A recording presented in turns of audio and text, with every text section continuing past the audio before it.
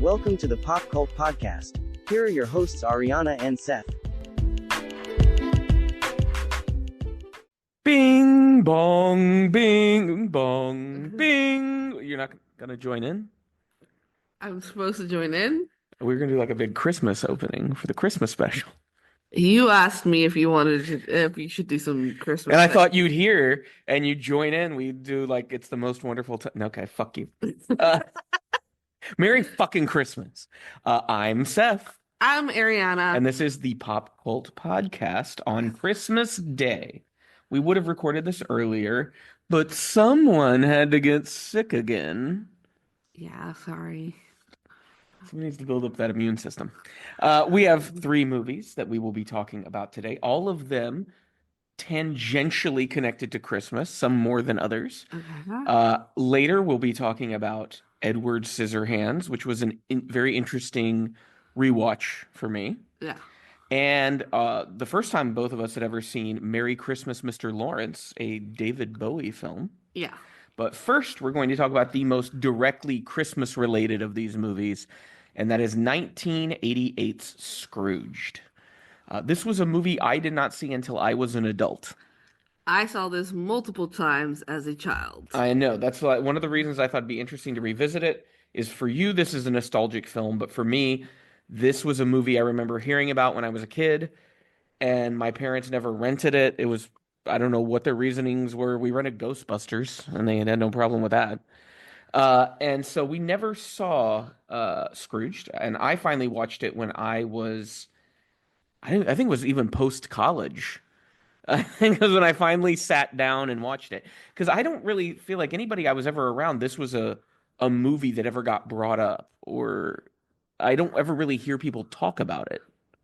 I mean, it's not something that I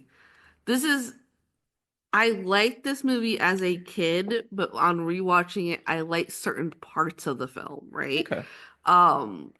And it's not a sort of film that I'd be like, if I found someone else who liked it, I don't think it would be an instant bonding situation or like, oh yeah, you remember this part? You'd be like, okay, cool. Well, one of the things that I realized watching it is, other than, some details, structurally, it's pretty much just a Christmas Carol, Yeah. but about a TV executive. Mm-hmm. And so I also didn't realize how these fantastical bits that I remembered seeing in trailers or like little clips of, there's really not that many of them in the movie. No. Like he doesn't interact with the ghosts that much. No.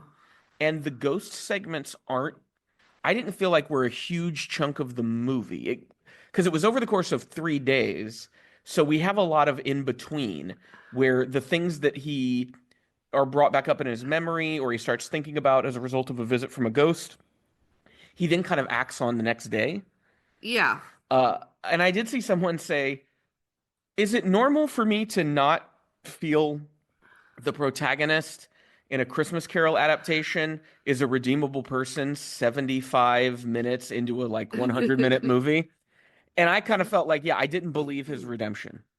I do want to talk about what this was up against in the theaters. No, I want to tell you. Okay. Yeah. So it came out Thanksgiving '88. Okay. So, holiday season, we're kicking it off. That was back in the days that Christmas decorations weren't already up at Thanksgiving. Yeah. It would be after that, right? So it debuted in time for Thanksgiving '88. I'm going to assume, especially back then, there's no streaming. I remember there being a long wait for VHS rentals. Mm-hmm. So this movie clearly played into the new year, is what I would be willing to bet money on. So this is what it was up against. And I think most of these movies, it did not do... they did better than this movie. Okay. If you'll not look at my notes, please. Dirty Rotten Scoundrels. Okay. Would have chosen that over this in the theater. Rain Man. Okay. Moonstruck. Okay, good movie. Twins. Great movie. No, it's not. Divorce. We're divorce on air. The Naked Gun. Great movie. That is a great movie. And then I was surprised by this. Three Men and a Baby, which made $90 million at the box office in 1988. I get it. But it makes Get sense. it. It's like Tom Selleck and Ted Danson. Steve Guttenberg probably not so much. But like Ted Danson, huge. Cheers is like riding high. Tom Selleck, huge, coming off of like Magnum PI. That movie was like a big deal. Yeah. And we all know the sequel's better, Yeah. Three Men and a Little Lady. I mean, I did love like the sequel as a kid. There was more of a plot to the second Mhm. one. The first one's a better film and directed by Leonard Nimoy. Okay. And then the movie that destroyed at the box office Okay. for the holiday season, never in a million years would I guess this movie. Ugh. Good Morning Vietnam. Oh, wow. $125 million box office by the time it got pulled from theaters. It's Robin Williams.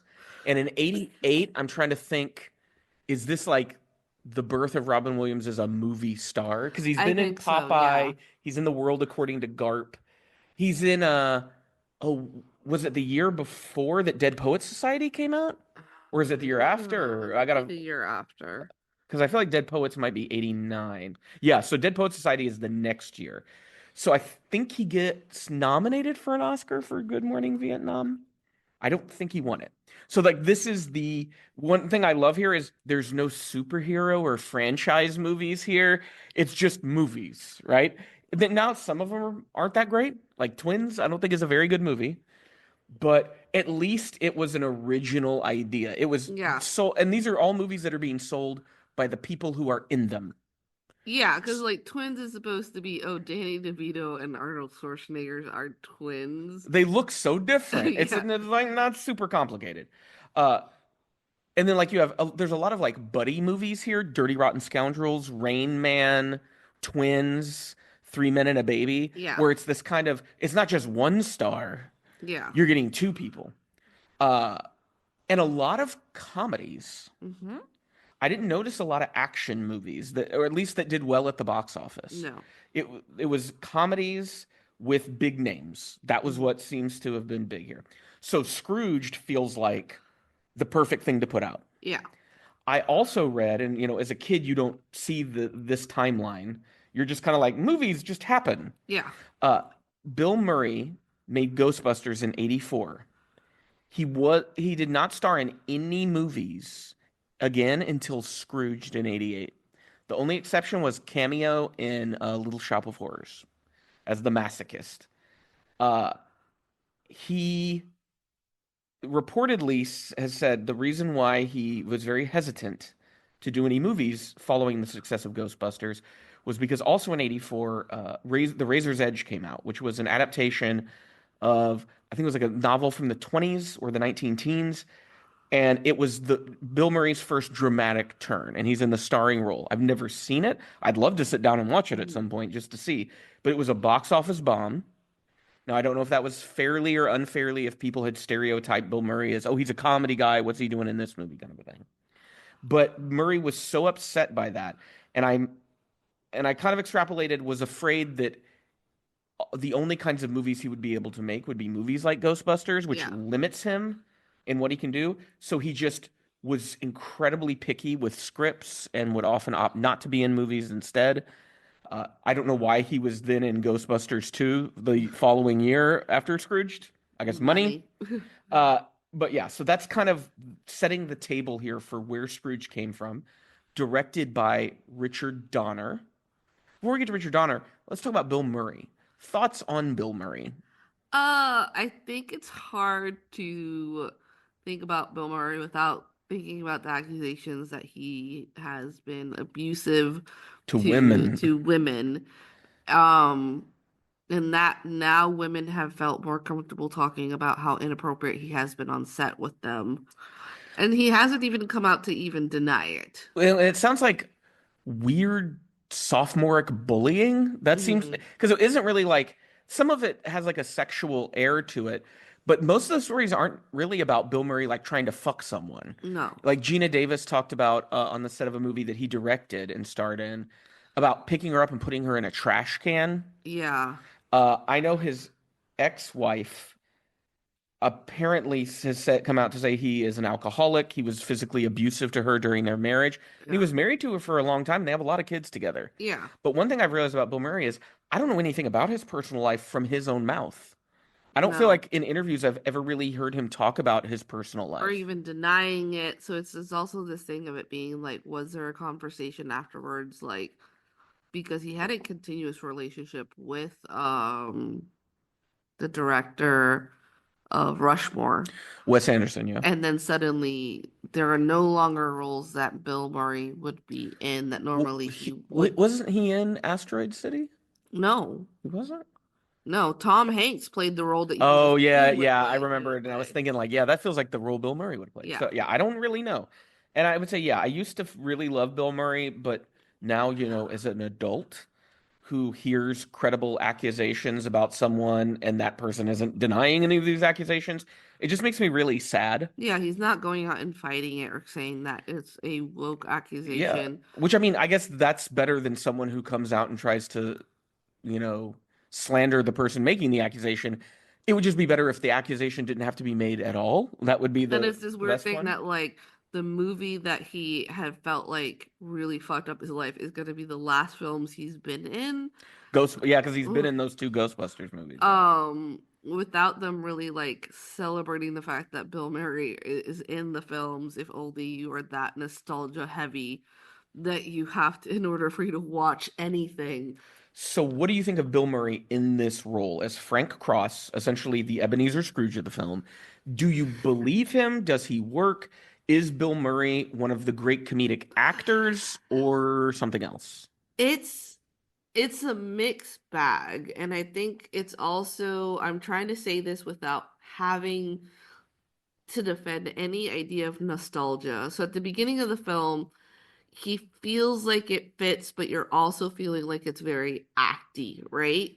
Y- He's very much like, I'm going to be a provocateur about the way we're going to be delivering our Scrooge story and how he makes this horrible ad for the Scrooge story that is basically read by an old like elderly man as everyone like else is like in time like appropriate like clothing to just make it seem like it's a British Well, he uh, gets it's acid rain story that is just like horrendous, and that he's supposed to be like the youngest TV executive, and that's it. Not the oh, I'm the executive that got X amount of like viewers. I'm the youngest TV executive. Well, I think the ad is like t talking to people about all their fears and then being like, tune into A Christmas Carol because like it'll somehow assuage those fears. Yeah, And so what they're trying to do here is it's meant to sort of parody. Well, because one of the writers is Michael O'Donoghue, who yeah. was one of the first writers for SNL. Before that, he ran National Lampoon. Hmm. He wrote, I think he was a co-writer on Animal House, which he also stars in. Very problematic guy, just like in terms of his own life. Like he Yeah. just, and I think he was an alcoholic and abused substances and died very young. And so I think he has a very cynical look on the media, having that's basically all he did his whole adult life Yeah. was work in the media. And I think that's where that's coming from. I think part of the problem is that this script was given to a director I wouldn't associate with strong comedy chops, No. and that is Richard Donner. So Richard Donner is the director behind The Omen, the original one, Superman the movie, The Goonies, Lethal Weapon. I think he did that Mel Gibson Maverick movie in the 90s. Yeah. Uh, and how many of Richard Donner's movies have you seen? Because you've seen Um, Lethal Weapon and The Goonies. Yeah, and that's a good like it's a good portion of it of movies that like even though you say that there's comedy, it just feels like more like that they have charisma about them. Well, yeah, it's like in The Goonies, I got caught up in that movie because of like the adventure and that it was kids were the main Yeah, and the characters. thing is like The Goonies works for what it is. It's an adventure for kids that has some comedy in it while being realistic. But the Le comedy isn't very like clever Yeah, necessarily. and like It's kid comedy. Lethal Weapon is the same kind of thing. Like buddy cop movie, total like opposites attract kind of thing. But then like it's not like a laugh riot. No, They and like, they try to make Mel Gibson funny, but I've just never really found him that funny. and I think this movie they're relying too heavily on Bill Murray that like towards the end, it's almost as if like he finally does find himself in the role when the ghosts come in, but then the storyline becomes a problem for him when it comes to the real world, right? When Bill Murray's character is in the real world, he doesn't fit because he's so much of a fucking asshole that you're wondering why isn't that there's more people plotting to not get him out of his position. Well, because they do have John Glover as the co-director that he's assigned to have oversee A Christmas Carol, but that character just doesn't feel like he goes anywhere. Yeah, he feels like more like he's respecting on everybody's like space and time and then being like, "No, dude, I'm not taking your job." Well, because I thought it would be perfect to make him kind of like Walter, I forget his name, but he's the villain Ghostbusters from the EPA. Yeah. Because like that would be kind of a character type that Murray plays off of well, like Well, the pompous asshole. well, I think the problem also having to do with the fact that like if you're gonna have them play a good guy, just also like we're and I'm talking about Glover Yeah. because he's kind of like, okay, guys, we're just gonna do our best. Um, like just keep at that because then they switch it over right when Bill Murray is like, I'm a good guy now, and so when he's outside and then afterwards when it's supposed to be resolved and it's supposed to be he's in the mix of losing his job and like he's talking to the audience, he kind of loses me. What's he's supposed to be speaking with sincerity, but that's one of the areas where I don't believe Bill Murray. When he tries to No. be earnest and sincere, he comes across as if he's mocking you. Yeah. And that's like even when he's trying to play villainous, it feels like he's not taking it seriously and he's just being silly. Hmm. So that's why the Venkman character in Ghostbusters works so well for him is because he is someone who doesn't take things seriously and is a smartass. Yeah. And I'm thinking the only role other than maybe like a Wes Anderson movie where I find Murray to be believable would be What About Bob, where he plays this manic uh oh, what's the word for hypochondriac. Yeah. And for some reason that works for me, But but he's also playing like a cartoon. yeah, yeah. And here he's not even playing like the cartoon version of Scrooge. It just feels really awkward. Yeah. And apparently he said that he was miserable working on the film. You can tell. Richard Donner said that he found Murray to be a creative genius, but then went on to say he was a difficult person to work with. Yeah. Uh, and yeah, I get that sense that we have a Bill Murray who this 4 year hiatus isn't quite comfortable being the leading man again and doesn't really know how to play the role in a way that made me go, oh wow, this Frank Cross guy, he's like a full-fledged character. Yeah, like I think it's almost as if I wish that they had found another person and then made Bill Murray into the brother role that had more to do with what was going on. So one of the things that I think people remember from this movie are the ghosts. Now, My favorite well, part. only one of the ghosts is not played by a named actor. That's the Ghost of Christmas Future, and Yeah. that's a large like puppet that they Hmm. have. But then we have David Johansen as the Ghost of Christmas Past, who is supposed to be an elf. He has like pointy ears, Yeah, yeah, yeah. and there's like because does then Carol Kane, who plays the Ghost of Christmas Present, she doesn't have pointy ears, does she? No. So that part, as a kid, just seeing the trailers confused me as a little autistic, Yeah. where I was like, what's going on? Like, there's no consistency. Is he the ghost of? Is he a dead elf? Or is he a dead cab driver? These are the questions that plague me right now. I'm sorry, Tiny Harris. You're never gonna find Tiny Harris. Tiny Harris. You're never gonna find the answers. Uh, I didn't find the ghosts that entertaining. I'll say that. No, I here's the thing. As a kid, I really loved them. Um, But now as an adult, I can reflect that Ghost of Christmas Past kind of like gave me the ick as a child, and now I can fully embrace it. It's also just how they were trying to put in the rules of the ghost while also not being very clear as to how their magic works. My favorite still is Ghost of Present because it's Carol Kane. I don't know what it is about She's her committed. beat. She's committed to the She's role, committed to it, and she's also beating the shit out of Murray, and you which just enjoy that. gladdens my heart for some reason. There's a lot of supporting actors who are notable.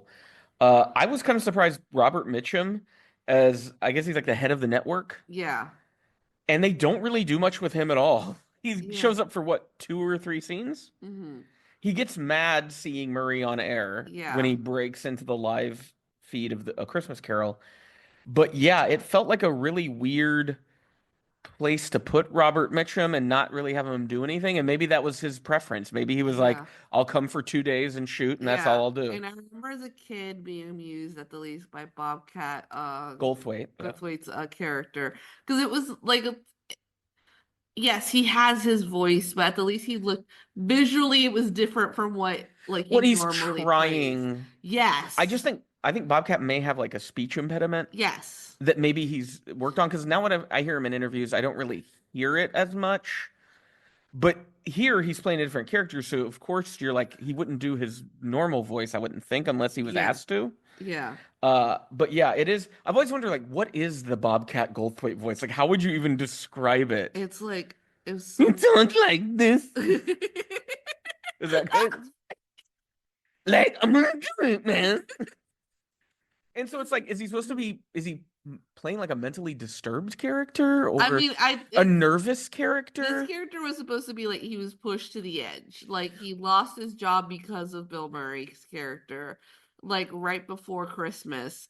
And it's supposed to be also like when he told his wife was like, "Well, then I'm leaving you and I'm taking her like her baby." And so he's just done. Which Even he shows up at his workplace with a shotgun, a double barrel shotgun. And I was like, yeah, this is something you would not be able to put in a version of this movie today. there's Like shootings and make it comedic and light. it's this thing of it being like there's so many people. Well, that's we're gonna talk about more. Alfre Woodard, who is essentially playing the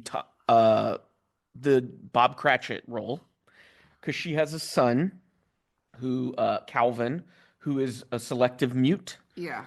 And my vibe I got was, oh, this is an autistic kid before they really knew the word autism, Yeah. because he's really good at something. It's some kind of pattern recognition thing. And like him being mute didn't make me think of autism right away. But then when they're like, oh, he memorizes all the, I'm like, that's an autistic child. But I guess this is the same year Rain Man comes out, Yeah, yeah, which is, I think, is kind of the movie that teaches people a bit about what autism is. well, Not also great. explaining it. Just Yeah. Uh, and I think like Alfre Woodard, I liked in the movie. yeah, I mean, but it's also just she doesn't get to do much Yeah. besides being a poor mom who is being She's a poor verbally black woman. Yeah. like poor black woman that's not being paid very much and is being like forced to work during Christmas because Frank can't even fucking bother. And then there's this whole thing with Oh, like Karen wait, Elaine, Karen Allen. Alan. So let's stop. Let's pause for a minute. Karen Allen. Is Karen Allen a good actress? Yes. What have we seen her in that she was a good actress? We saw her in an we saw her in like a film stage play Oh, where it was The Glass Menagerie yes, with John Malkovich and Blythe Danner, I so think. good at it.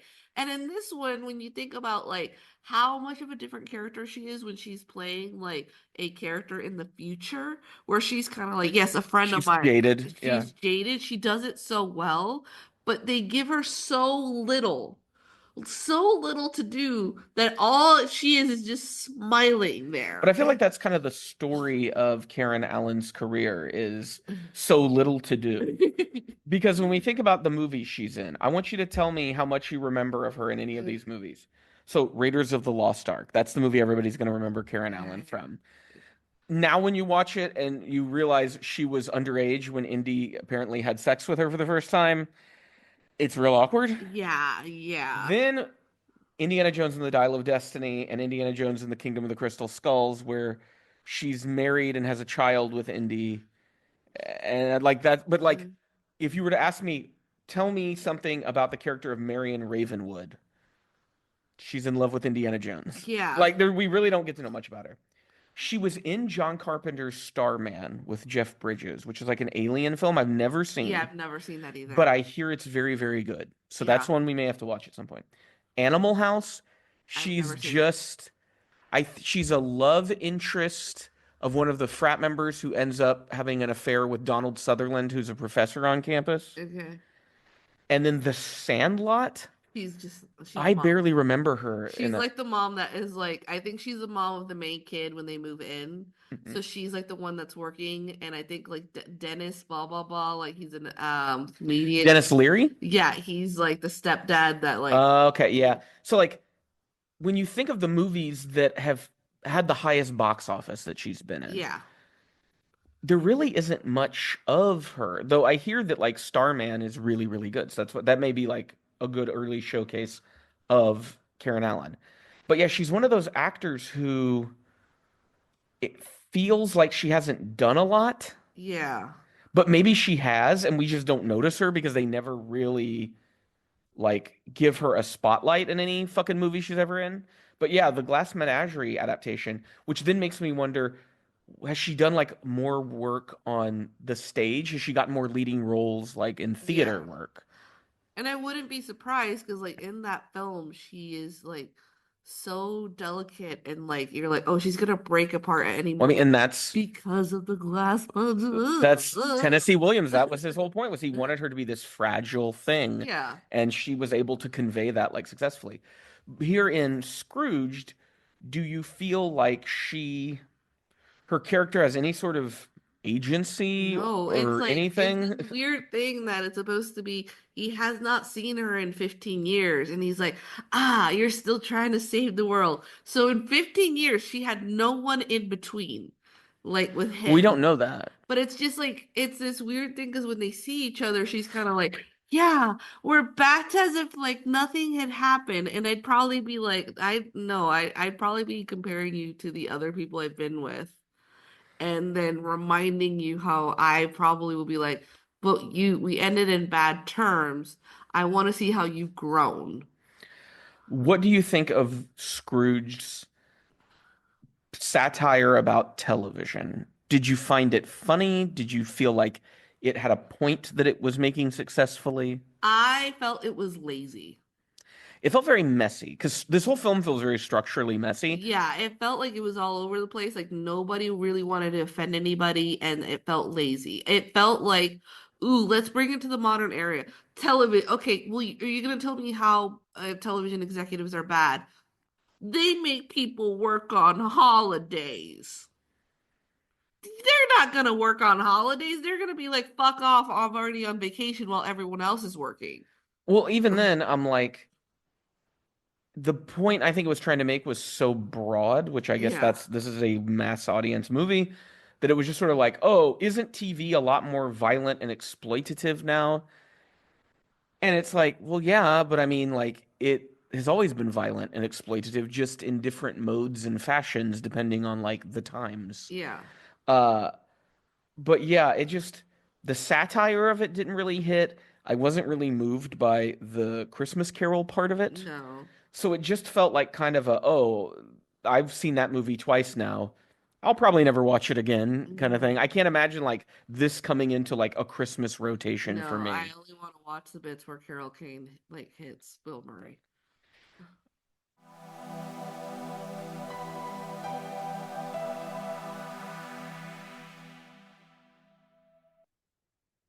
A scientist builds an animated human being, the gentle Edward.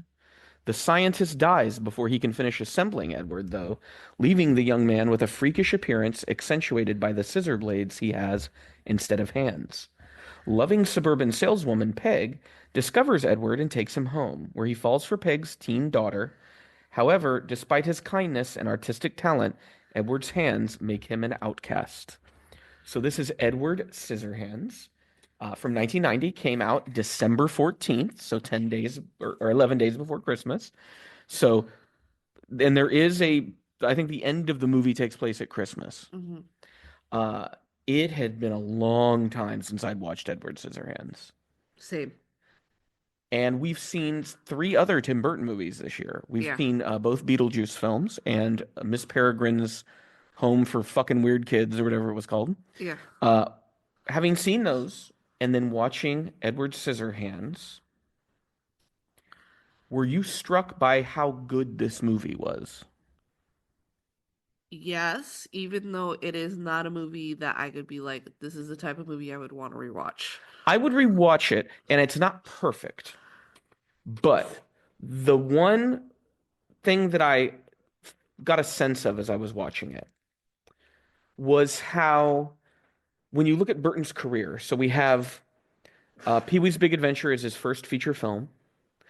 Then we have Beetlejuice, then we have Batman, and then we have Edward Scissorhands.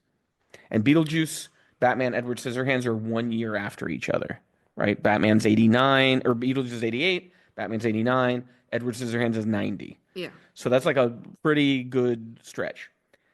The one thing that I felt while watching Edward Scissorhands that I never really noticed before was they really gave a shit about this movie. Yes, they did. That was one of the things that the actors, the production people, the cinematographer, even Danny Elfman doesn't just feel like he's doing the Danny Elfman shtick. There are elements here that you hear in later Danny Elfman soundtracks because Edward Scissorhands was such a popular movie. But when you compare it to like Beetlejuice, Batman, Pee-wee, this soundtrack, the score feels like Elfman went all out. Yeah, it's whimsical. Like there are moments that it feels like through this film that they are actually asking you to slow down and please appreciate the visuals, the production, the lighting, the colors. Like they're almost like slow down. Yeah, because it's only an hour and 45 minutes. But to me, it felt like kind of an epic movie. Like Yeah. a lot happens. Now, we did this with Scrooge, and I was also curious about what was out at the same time as this. Okay. So, Christmas 1990.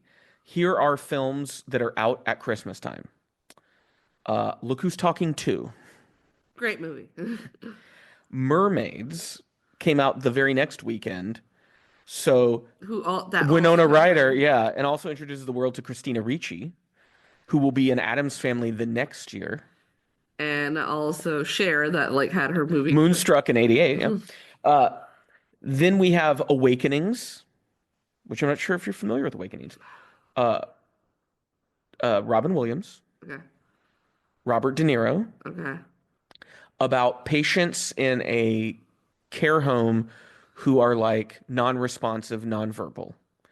And so Robin Williams is playing a real guy who gets De Niro's character to like come out of this sort of, I don't want to call it a stupor because that sounds like the wrong word. Come out of this sort of fugue state that he's in. Okay. But it ends up not lasting. And so it's this thing where like he's able to bring him out. I think it was with music or something. But then over time, Robert De Niro's character can feel himself like going back into it. And they're like, it's just, there's nothing we can do. Like, you're going to go back. And I remember that being like a huge movie at the time because you think Williams is coming off of all of these successes. Previous year, Dead Poets Society, which I think he might have won an Oscar for. I know he was nominated. So also out in 1990 is the big film that opened for Christmas, Okay. Kindergarten Cop. Oh.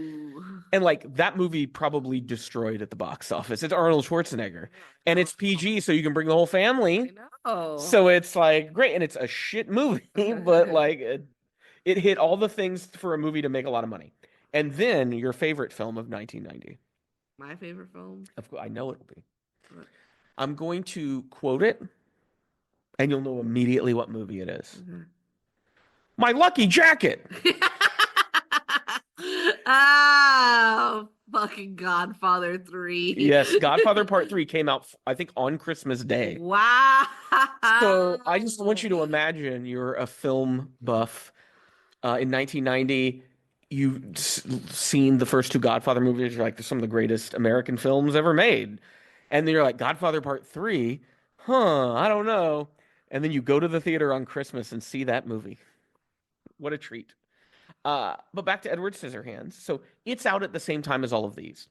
I feel like Edward Scissorhands is a movie that is looking towards the cinema that is to come in America.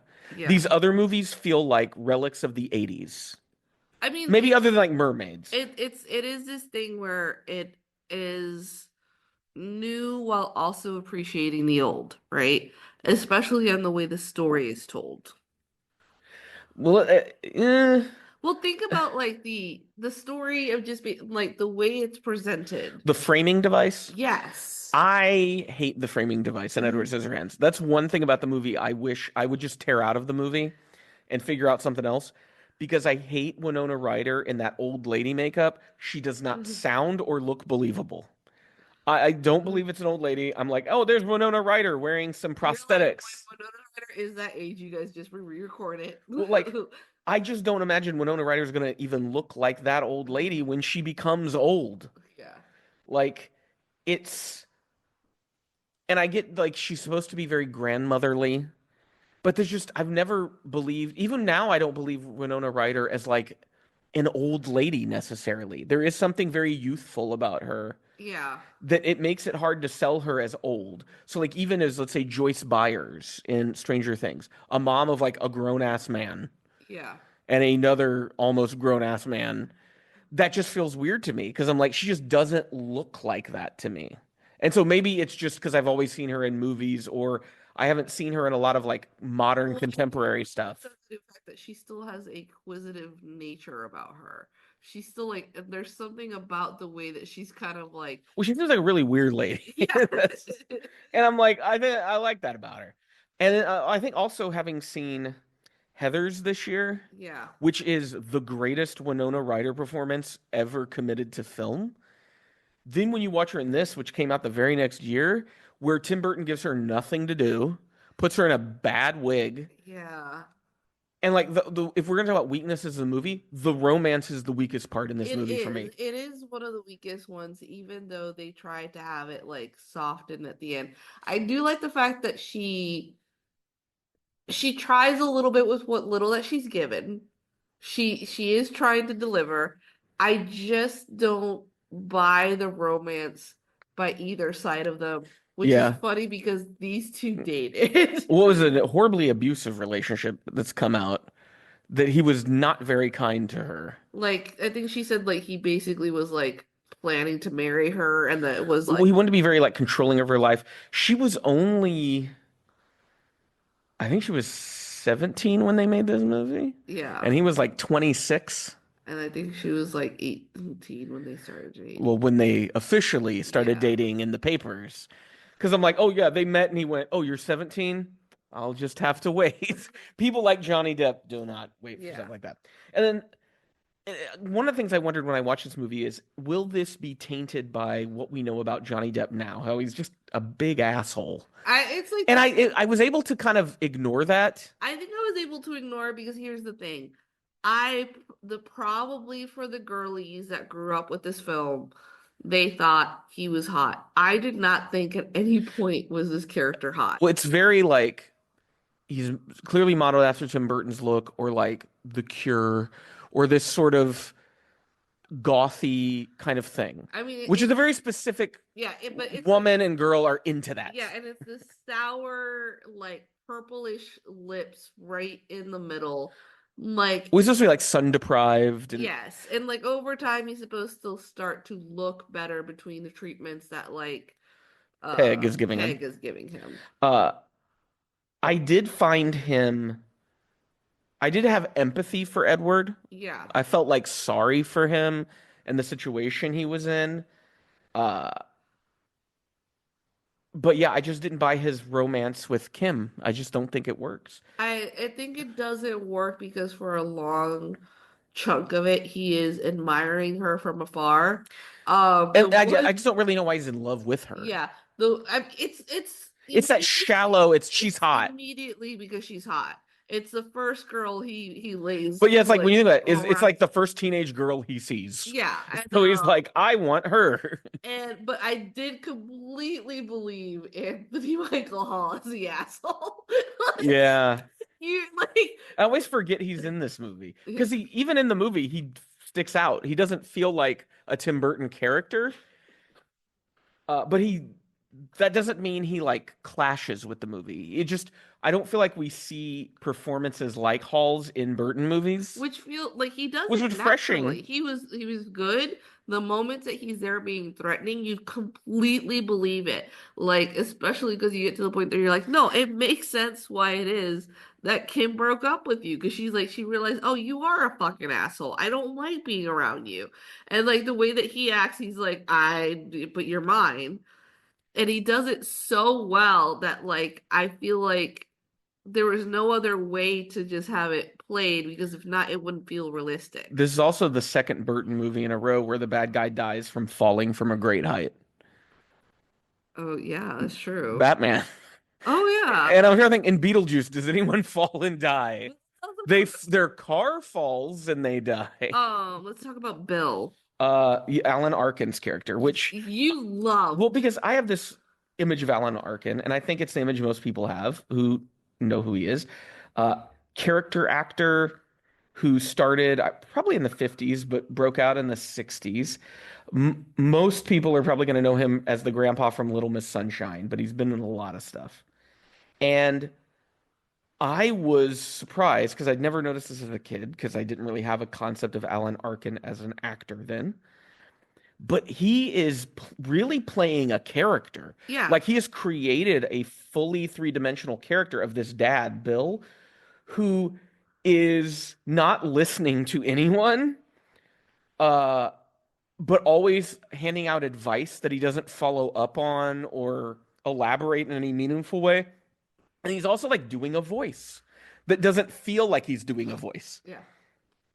And I just thought like, oh, what a fun thing like to bring these character actors in and let them kind of create these characters.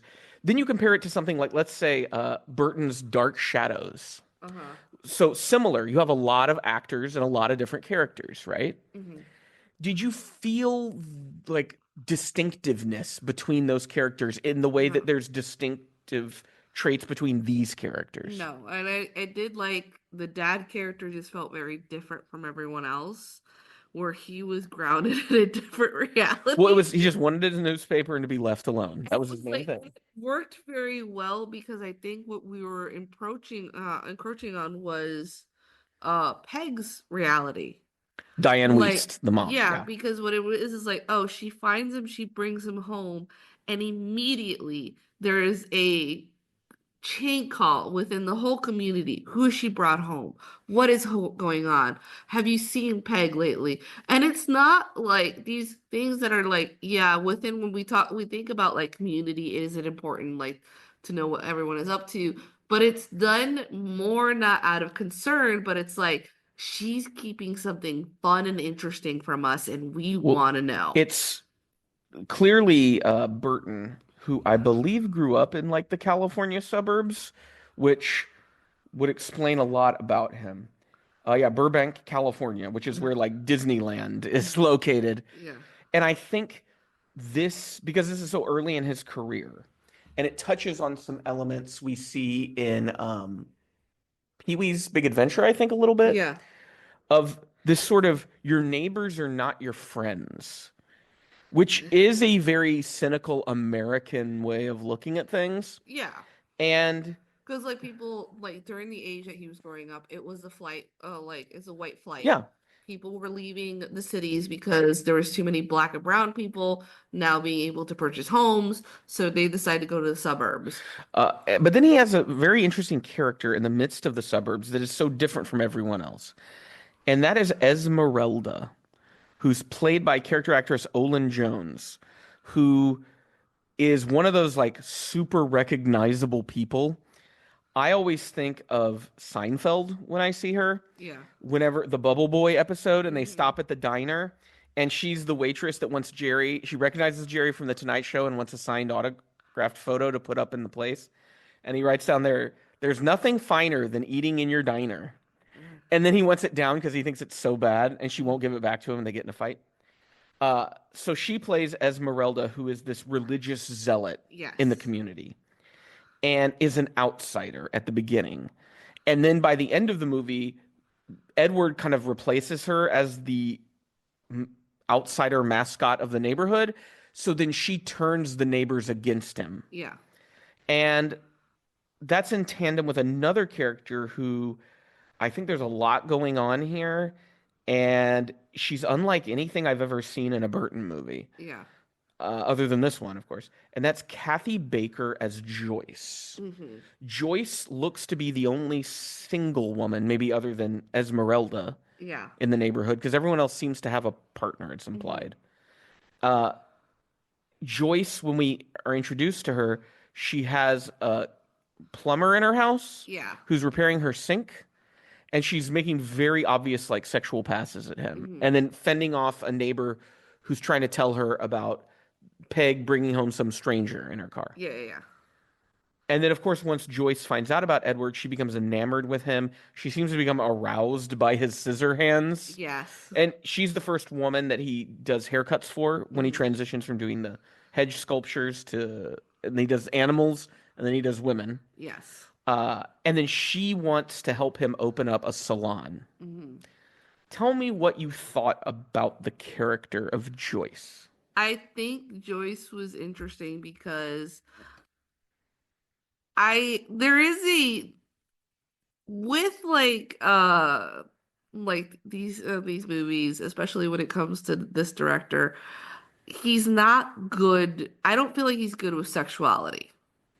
I don't think like when it comes to sensualness, when it comes to sexy, there is a certain thing he can captivate, but when it comes to like female arousal, he's not great at. There's something about this character that hits it, but in the saddest notes, Mm-hmm. where she wants something from Edward that Edward obviously can't give her. I do like the fact that there's never a moment that she's kind of like, oh, it's that Pam that's ruining everything. Like there's no conversation of her being like, if I was just younger. Well, I want to point out that Burton did not write Edward Scissorhands. Okay. There's probably a lot of people that think he wrote it. Yeah. And he doesn't have a writing credit on the screenplay. The screenplay was written by Caroline Thompson, Mhm. who is someone you've probably never heard of. But she wrote the screenplays for both Edward Scissorhands and The Corpse Bride, Mhm. uh, and was a writer on The Nightmare Before Christmas. Yes. Uh, she also co-wrote the recent ballet that was made of Edward Scissorhands. I think it's a ballet. It's like a stage production. So this is clearly something very important to her. Other movies she was involved with, most people probably haven't heard of, maybe other than she directed Black Beauty that came out in 1994 about the horse. But yeah, she is also a novelist, and Edward Scissorhands was the first film she wrote that got turned into a movie. She was also a writer on The Addams Family, Okay. Homeward Bound, Okay. The Secret Garden. And then things kind of fell off a little bit after 94 because she directed Black Beauty. And then she directed a movie called Buddy that I was trying to recall that was Jim Henson Productions produced it. She directed it. And like, I have no idea what this movie is. She directed an adaptation of Snow White with the girl from Smallville in it that I think was like a TV movie on the Hallmark Channel. Okay. She wrote Corpse Bride. She wrote City of Ember, which I can't really. I saw that movie. It has Bill Murray in it and Saoirse Ronan. It was supposed to like the first book in a series, and they never made any more. And then the last thing she wrote was Welcome to Marwen, which was the I'm trying to figure out how to describe this. The fictional adaptation by Robert Zemeckis of a documentary about a guy who had brain damage and used these dolls to create like this little world for himself. So she wrote the screenplay for that. So like a very strange career. But the fact that Edward Scissorhands is like her first credit, and she's the only person writing it, leads me to believe that she is a big part of why this doesn't feel like your typical Burton thing. Where Yeah. it does feel like Burton is production design, Yes. costuming, makeup, Hmm. which is why I've come to feel that Burton would make a better production designer than he would a film director necessarily. Yeah. Because I don't like there's not Tim Burton movies that I go, wow, I can't wait to sit down and watch that movie again. There's nothing in a Tim Burton film that makes me think he really got it all out of his actor. Yeah, he feels more like a Wes Anderson He feels almost, where like, he's more interested in kind of the aesthetics of the film that he's but making, even then, Wes Anderson has full control of the stories, right? but he also has gotten better with his actors He's over gotten time. Yeah. better And with I his can't say the same actors. about Burton. I think Burton does better when he is a collaborator Yeah, I think that's because right. he Yeah. has talked about how because his like new muse of sorts with Jenna Ortega with the last Beetlejuice movie, he had a few jokes in there in that he like she went up to him and she's like, actually this isn't funny, and she's like, this harms women, or you need to start reading a bit more about like these issues if you're gonna make this joke. Um, Let's make sure that they weren't like unnecessarily hurting anybody's feelings. yeah, Because it's like you do want people to enjoy your movie, right? yeah, Uh, but yeah, Edward Scissorhands just feels it's you have a lot of people who will kind of say, "Oh, Tim Burton movies all look and feel the same," and I just get the sense they probably haven't looked at or watched Tim Burton movies in a while. yeah, Because I look at this and then I look at Beetlejuice 2, that's what I'll call it. uh Uh, and this I would rather watch Edward Scissorhands. yeah.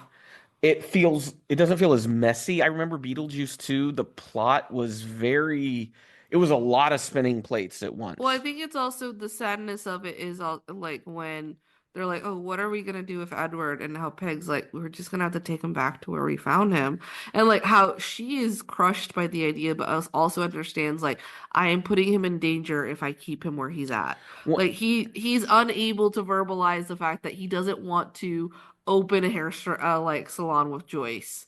That it's like what I think, yeah, I think Diane Wiest is like the shining star that makes Edward yes, Scissorhands works because she's just so warm and so loving and never turns on Edward, never judges him. no, And so I almost felt kind of sad that she doesn't get a good goodbye with Edward at the end of the movie. He just has to like run away. yeah, Um, and then her character just kind of disappears, and it becomes all about Winona Ryder's character, Kim. She's the one who's mourning and sad about Edward leaving when it's like, but he had connected with other people. he had like basically like Pam had become the mother that he Peg. never like Peg had become the mother that he never had. So like aren't you mourning that at the least? Like it's We also have the rare occurrence of a black character in a Tim Burton movie. yes. Dick Anthony Williams as Officer Allen, so he's a cop who's on Edward's side, kind Yeah. of.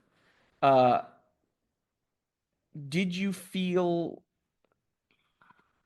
one thing it really made me think about watching Edward Scissorhands was, and then thinking about Beetlejuice too, is oh, movies are different now.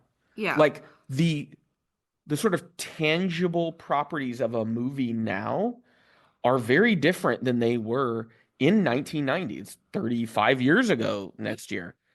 Uh, because the plot of this movie is so tight. Every scene is about Edward. Yeah. So it's either about introducing us to a character who's going to play a significant role in Edward's life, Hmm. or it's about what Edward's getting up to. Yeah. When you look at Beetlejuice 2, that movie is so all over the place because there's long chunks where it's about Winona Ryder's character, Delia, or there's long chunks where it's about Jenna Ortega's character, or then we have a subplot with Catherine O'Hara trying to get in contact with her dead husband, or then we have Beetlejuice in the underworld. And I wouldn't say all those plots come together in like a meaningful way at the end of the movie. It's just they all get resolved Yeah. but not in a way that feels like, oh, that was so artful how they brought all these things together. Edward Scissorhands feels everything feels like it's serving one grand purpose in the movie, which is to tell this tragic gothic story of this monster, this Yeah. thing that was built, who has the feelings and the mind of a human, but does not have the body of a human. Very Frankensteinian, Hmm. uh, and like the production design lends to that. We don't have all of this horrible CG. It's that the interior of that castle is a set that had to be built, Hmm. and those characters are really standing in that set. And that makes a big difference compared to a bunch of characters standing in front of like green screens or in a blue room or something. Uh, and so, yeah, if people were asking what's a Tim Burton movie I should watch that I'll enjoy, I think I would tell them Edward Scissorhands. Yeah. I think that would be a really good one. It's the better film.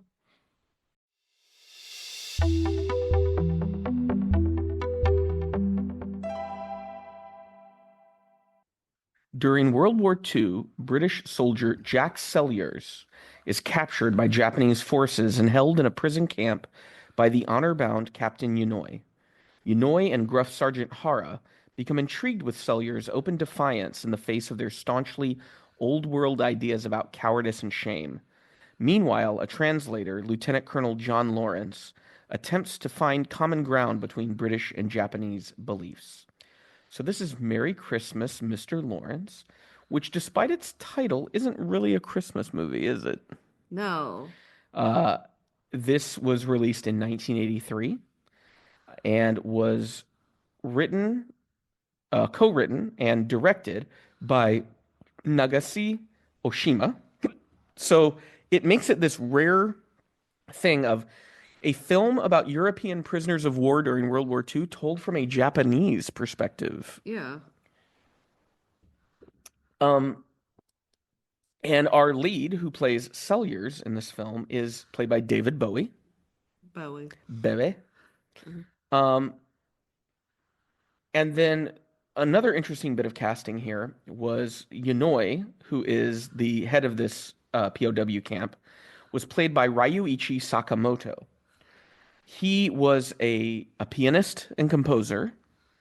The director of this film decided to cast him based off of photos he saw of him in a profile about him as a young upcoming musical artist, Okay. and cast him in the movie and got him to write the score. And so this was the first time Sakamoto had ever worked in film, but it certainly would not be the last.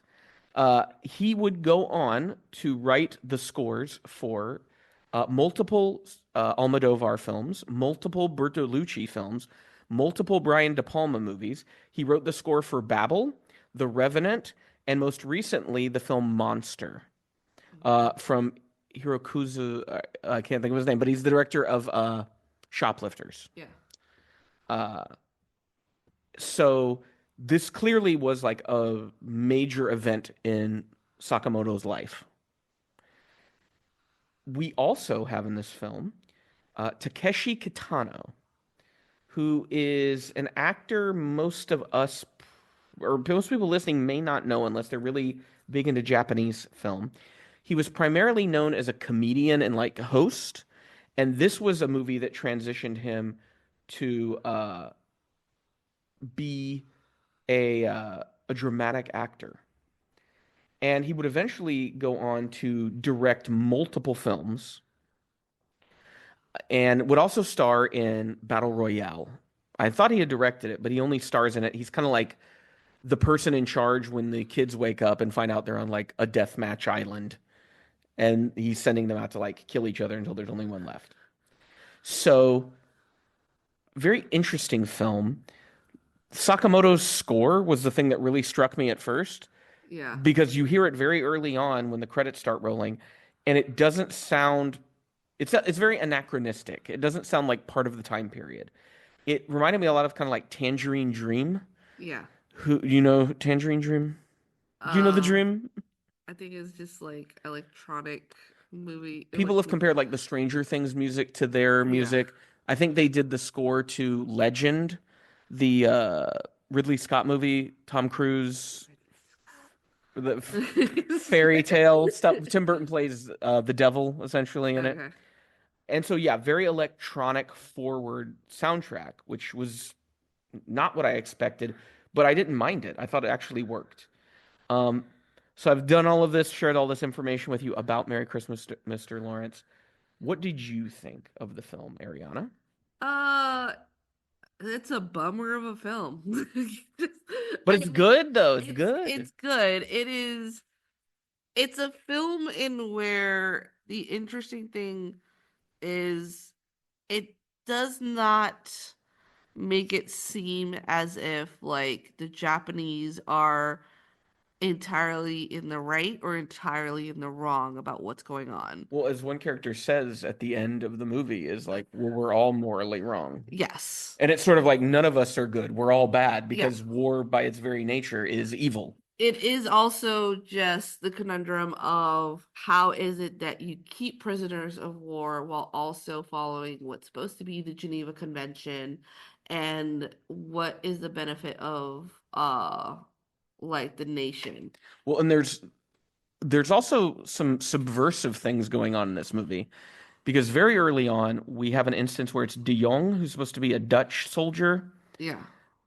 is caught with one of the Japanese, or no, he was a Filipino prisoner. I think he was a Korean. Was he Korean? I thought he was Yeah. Filipino. Uh, Well, I know he's not Japanese, but he Yeah. is Southeast Asian, and they are caught together in bed. yeah. And homosexuality is apparently a heavily punished crime at this time in Japan. Mhm. And so they offer the Southeast Asian half of the pair the ability to uh, commit seppuku in Yeah. order to save his honor. And that's a really gruesome, bleak scene because the seppuku is interrupted after he's already driven the dagger into his like intestines. So it's like a very gruesome, painful scene. Uh, and that's paralleled with Lawrence, or not, what's it called? Calliers, that's his name, the Bowie's character, and Yanoi, who clearly is feeling a strong attraction Yeah. to Calliers. And that's the reason why he asked for Colliers to be sent to his camp. Well, then, like, has his own physician attend to him Yes. and is giving him all this special treatment that everyone there it's very obvious to them what's going on. It's also like this interesting thing that the reason he's attracted to him is from what is being said to him and what is being replaced and what is being like known as like this is like Bowie's character Celliers. is a soldier's soldier. He is the man that would that you would rely to make the right decision, but will always make sure that his men is taken care of.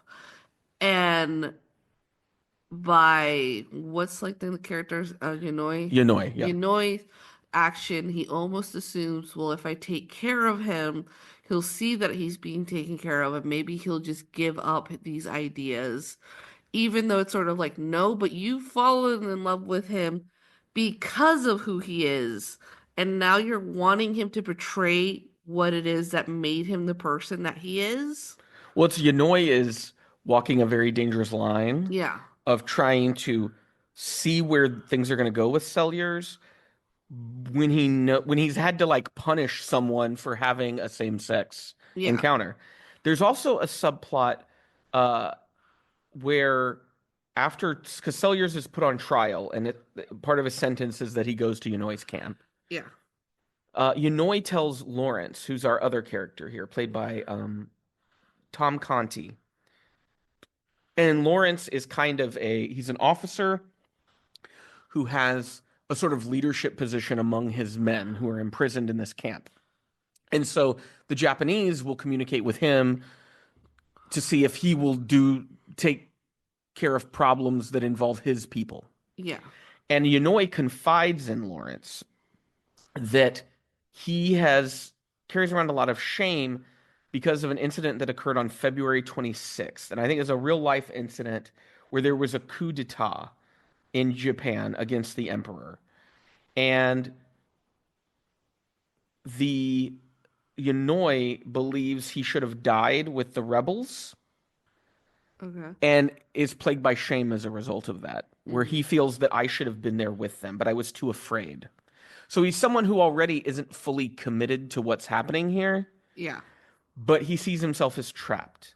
And especially uh, when you think about the military, it is a kind of trap Yeah. that they get you in because they make you it's such a strange thing, especially in under fascism, right? Because Japan is fascist at this point, that such an individualistic ideology would be paired with such groupthink, Yeah. right? It's always so strange to me when that happens. And then we also learn about something about Sellers that is a long held shame that he has had. Do you remember that? Yes, and it has to do with his brother. His brother back in Australia, while they were growing up, has a hunchback, but has a beautiful singing voice. And one day at church, while everyone is singing, his younger brother laughs at the fact that there are boys who are singing along, but there are two notes off. Mhm. And this makes his brother a target of these boys.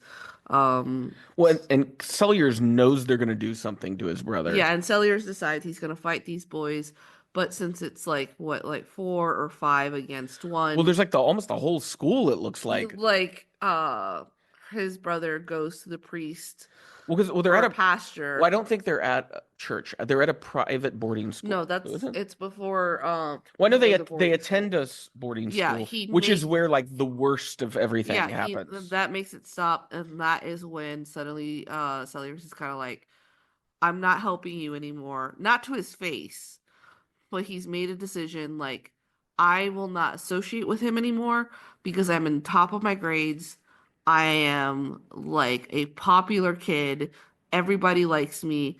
And I will not associate with him because he's weak.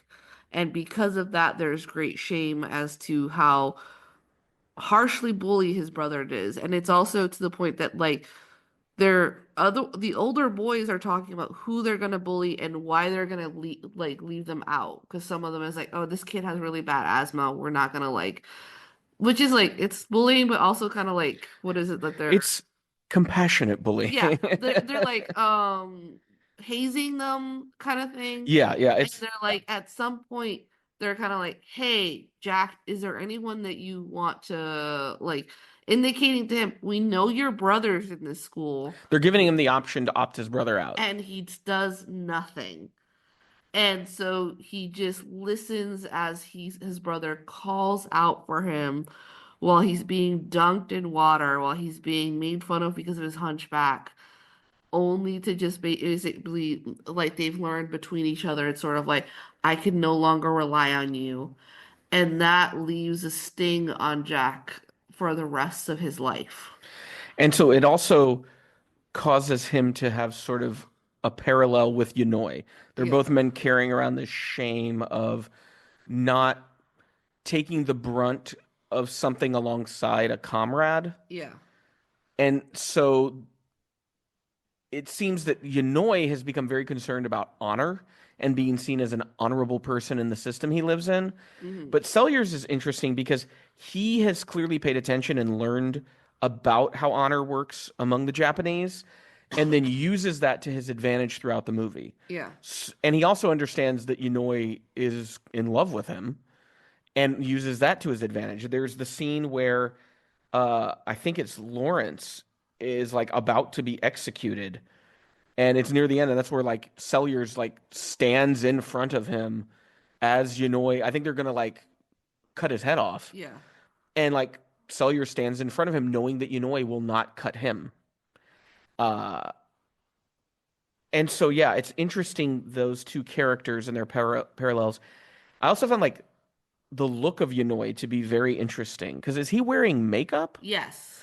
And it feels like very Japanese, like kabuki theater. Yeah. Not like that dramatic, but No. there's, pardon me, there's clearly like eye makeup going Yeah, on. like eyeshadow to the side of his temple in order to like make his eyes look more dramatic. And I don't know if that, like, I don't assume that was a Japanese thing because I've seen lots of movies about Japanese people in this period, and I've It never seen that distinguishes before. him between everyone else.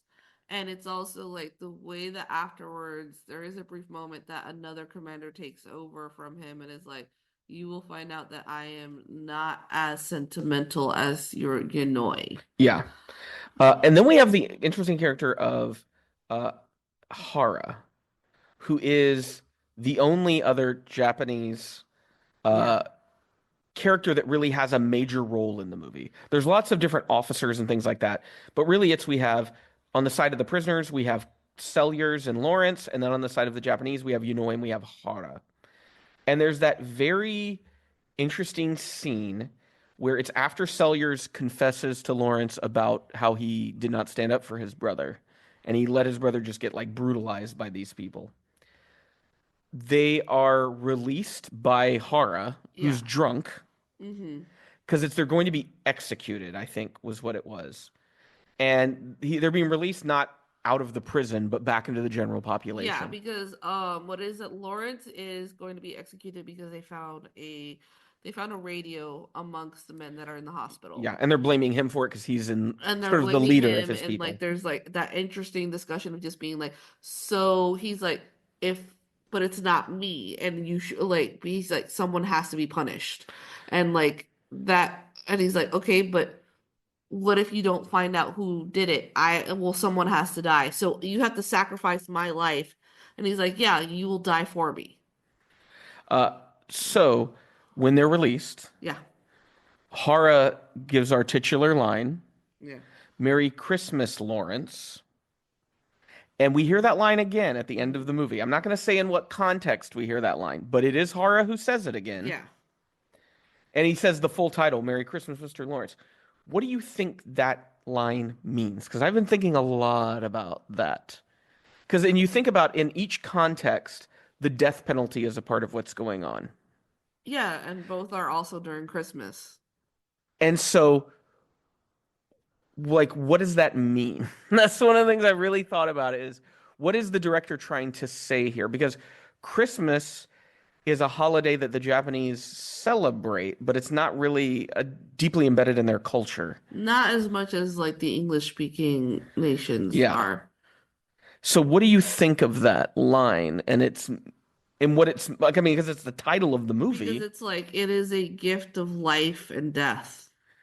And so, yeah, I think yeah, there's something there that I haven't quite cracked open yet, where it's a film that is about recognizing that living is a gift, Yeah. that dying is kind of the default. Because then that last Merry Christmas, Mr. Lawrence is also paired with a conversation about there's some confusion because there's a character who's going to be executed, and they're confused because what they did was being done on the other side of the war, and it doesn't make any sense to them as to why they would be executed. Because in their mind, you would be executed because you've committed some massive grievance. Yeah. And to them, they go, but I didn't do anything thousands of other people weren't doing, Mm. but I'm going to be executed. And that's where the whole conclusion comes to of, we're all wrong, that there is no side in any of this that has any moral standing. Uh, Thinking about other war movies we've watched. So even POW movies. So we think about a movie like Stalag 17, Yeah. Billy Wilder movie. Remember that one? Uh, what other war movies? Paths of Glory with Kirk Douglas. Yeah. Um, have we seen many Japanese movies? No, but those other two Yeah. films, I think they gave us this whole thing of just being like American soldiers. We are we're really fight, Well, Paths of Glory, they're French, yeah. even though none of them speak French or Yeah. are French. I think it's just like we're gonna get through this and Well, we manage like we sneak in food. In this one, you can tell like especially like Lawrence, it's heartbreaking because it's sort of like Lawrence is the one who speaks fluent Japanese.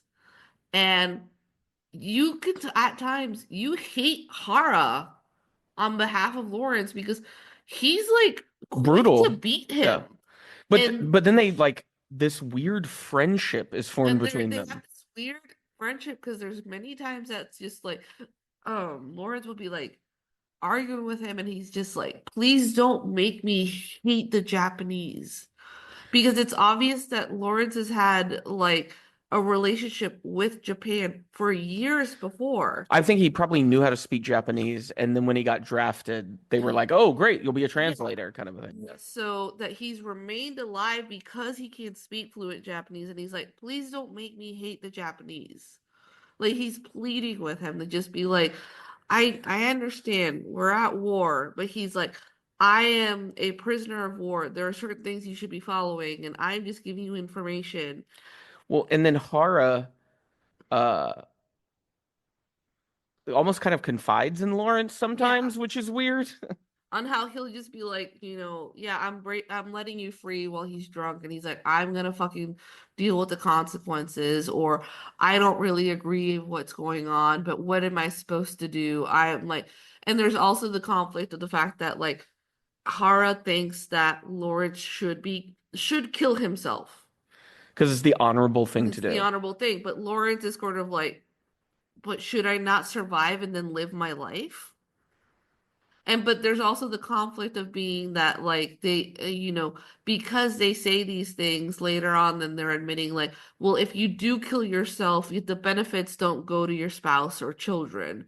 So the Japanese will lie when someone dies, They died in battle. die and say they died in battle when they were like killing themselves for a mistake that they've made in order to remedy it. So it's also like how Lawrence at the end is like, y'all are fucking hypocrites. Well, here's the question. Are honor and truth contradictory? I guess no. Really? Because there's so much about honor and saving face, Yeah. which is why they're lying about how these men died. Mhm. But at the same time, they live in a system in which the honorable thing to do would be to kill yourself. So why would it not be honorable to report that, right? It's considered shameful. So it's this wild contradiction of things, right? It is this thing where they're forcing you to read between the lines, but then you would just get lost between everything else that was unsaid. It's or unwritten. Well, and do you feel that there was a parallel going on between Lawrence and Hara and Sellers and Yanoi? Yes. Because it was sort of a Japanese soldier, and I think Lawrence, is he English? Yeah. Because I know Sellers is Australian, uh, against basically an ally soldier. Hmm. And only half of them survive. Yeah. And even one of them, like Yanoi, we don't even see die. It's a throwaway line near the end where they talk about, oh, he was killed in the war, Hmm. wherever he was sent after the camp. Uh, and so the final line is "Merry Christmas, Mr. Lawrence." But based on who says that, which once again I don't want to say who said it, what does that mean? Because the last time it was said, it was to release someone. It's being said by the condemned now. Yeah. So what does that even mean? I don't know. I guess that Lawrence gets to keep living. Hmm. That's what it is Merry Christmas. You have a life ahead of Yeah. you. Despite me telling you otherwise. Uh, would you recommend Merry Christmas, Mr. Lawrence to our audience? I would.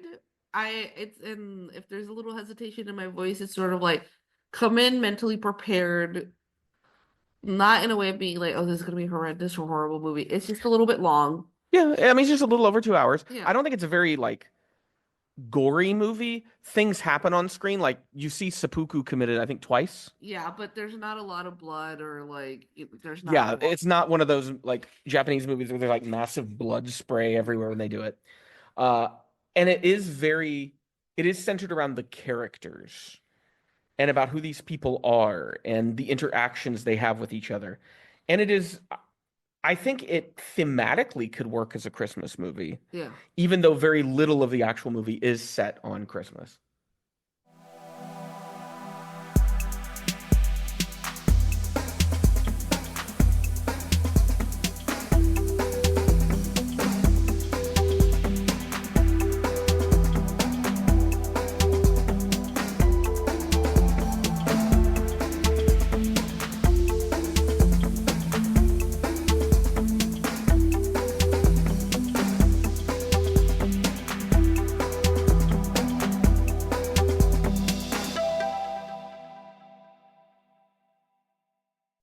Well, we hope you enjoyed this episode, and make sure to check out our show notes for any important links, including to our website, popcult.blog.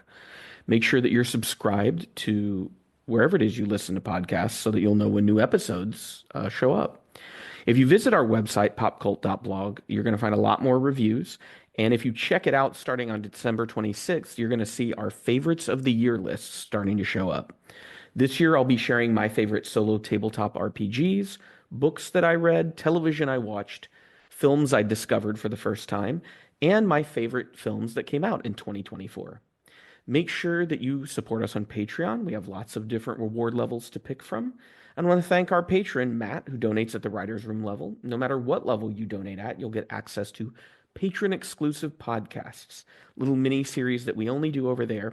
We just recently finished Love at First Laugh, which was our series on romantic comedies. And coming up in the new year, we're going to be doing a director spotlight on a Japanese director we've been very interested in watching more of.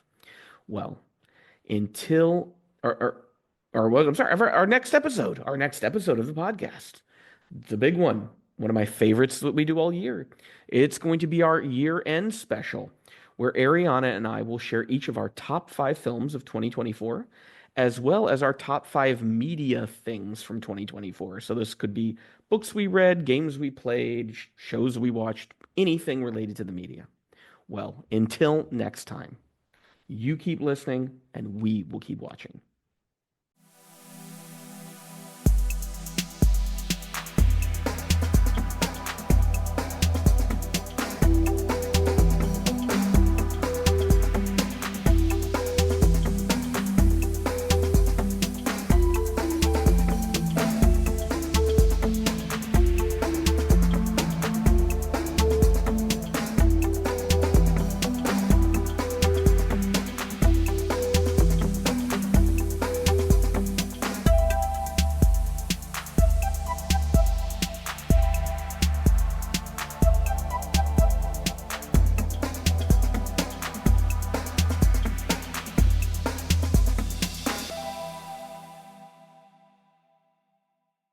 Our podcast music was provided by thepodcasthost.com and Alitu, the podcast maker.